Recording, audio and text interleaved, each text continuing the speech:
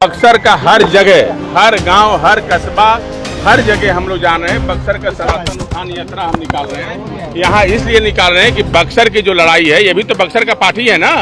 हमारा बाबा ब्रह्मेश्वर नाथ की नगरी है भाई, जहाँ ब्रह्मेश्वर नाथ जी का ब्रह्मा जी ने स्थापना किया था। ब्रह्मेश्वर पवित्र नगरी है, ये धार्मिक जगह ही है बक्सर। तो यहाँ तो हम बोलबे किए हैं कि हर जगह हमारी लड़ाई चल रही है। बक्सर के हर गाँव में, हर शहर में, हर जगह जाएंगे हम, तो लड़ाई चल रही है। के लिए वहाँ पर अमित शाह जी पहुंचे हुए थे, क्या बक्सर में? अब देखे नहीं कि बक्सर का नाम लिया गया, रामरेखा घाट का नाम लिया गया। यहाँ महर्षि विश्वामित्र जी का पार्क बन रहा है। गायत्री मंत्र में जो हमारा मांग था उसको पूरा करना शुरू हो गया सरकार ने, उसके लिए सरकार को धन्यवाद देते हैं। लेकिन मेन मेरा मांग है महर्षि विश्वामित्र कॉरिडोर बनाना, जो सबसे बड़ा कॉरिडोर बनाना, जो हमारा बक्सर का आध्यात्मिक इतिहास है उसको एक जगह दिखाया जाए, तब देश दुनिया के लोग आके देखे बक्सर का इतिहास का। तो ये हम मांग कर रहे हैं। और उसी तरह से भगवान राम का युवा काल का भव्य मंदिर बने यहाँ, जिस तरह से अयोध्या और जिस तरह से सीतामढ़ी में। यदि बक्सर नहीं होता तो रामायण नहीं होता। बक्सर की वजह से रामायण लिखा गया, लेकिन बक्सर को नजरअंदाज अब कोई कर नहीं सकता है। आज बक्सर देश दुनिया में बक्सर को लोग जानने लगे हैं कि बक्सर काहे के लिए जाना जाता है।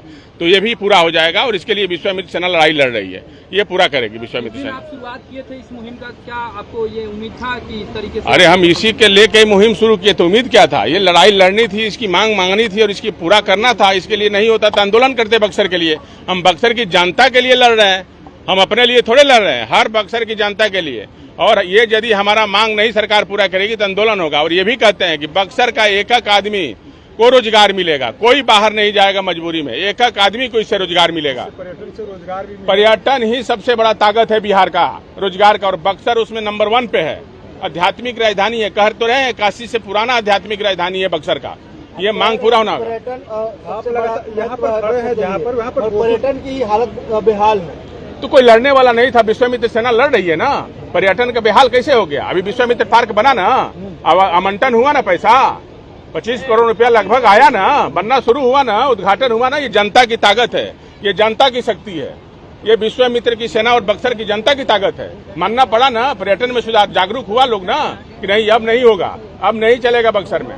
अब बक्सर की लड़ाई जो है अब समझ गया कि जनता के बीच में चली गई है। आप लगातार लड़ाई लड़ भी रहे हैं। बक्सर की धार्मिक नगरी है, उसको एक तरीके से जीर्णोद्धार करने के लिए गोकुल जलाशय बगल में जहाँ खड़े हैं, ये भी शुरू हो गया है। ये मैंने बोला था, पास हुआ है। हाँ, ये भी मैंने ही शुरू किया था। रामरेखा घाट पे जिस समय हमारा अयोध्या में भगवान राम मंदिर का पुण्य तिथि था, उस समय हमने वहां से घोषणा किया था और मैं कई बार उठा चुका हूँ, जो जलाशय को भी पर्यटन स्थल बनाना है।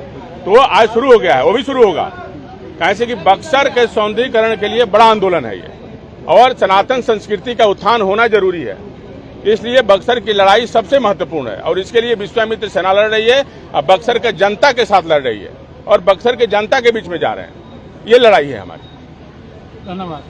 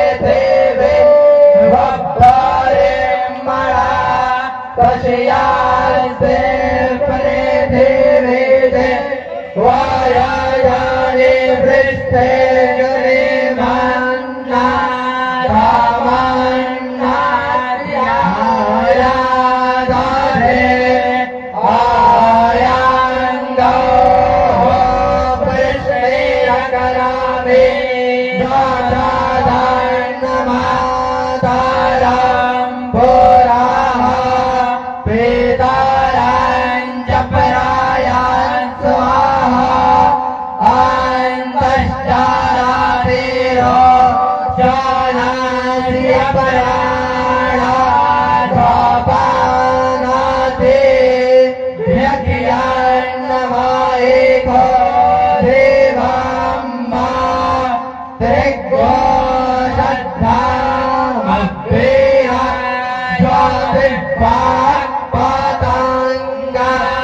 राधे राधे राधे वस्तो राधियो वे अगन दियो दियो तेरा गने स्वाहा शोर जियो दियो ते शोर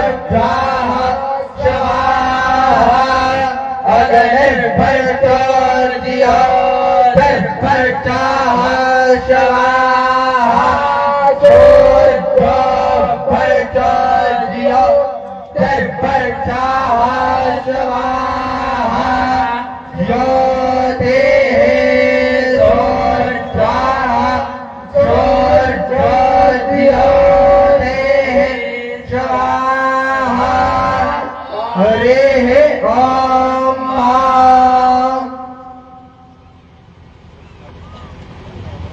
सभी लोग बोलेंगे जय श्री राम, जय जय श्री राम, जय सनातन, जय सनातन। बहुत बहुत धन्यवाद होगा और सब बैठ जाएंगे। अब आप लोग 1 मिनट रुक जाइए। आप सभी लोगों का सम्मान आदरणीय बड़े भाई राजकुमार चौबे जी के द्वारा जितने भी श्रीधरा गुरुकुलम के बच्चे हैं उनको सम्मान आदरणीय बड़े भाई राजकुमार चौबे जी के द्वारा, और उनसे पहले जो हम सभी लोगों के गुरु हैं, जो इन सारे बच्चों को पढ़ाते हैं, शिक्षा देते हैं एक गुरुकुल की तरह, आदरणीय रंगनाथ द्विवेदी जी आग्रह करेंगे कि आप आइए और आपका स्वागत अंग वस्त्रों के द्वारा।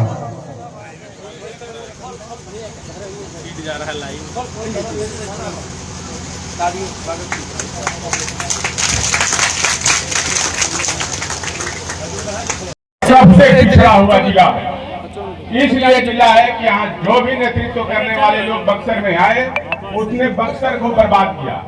बक्सर सनातन संस्कृति का सबसे बड़ा धरोहर है। यदि देखा जाए तो बक्सर काशी, अयोध्या और वृंदावन से भी पुराना इतिहास काशी का है, लेकिन हमारा बक्सर का जो सम्मान मिलना चाहिए वो बक्सर का सम्मान नहीं मिला।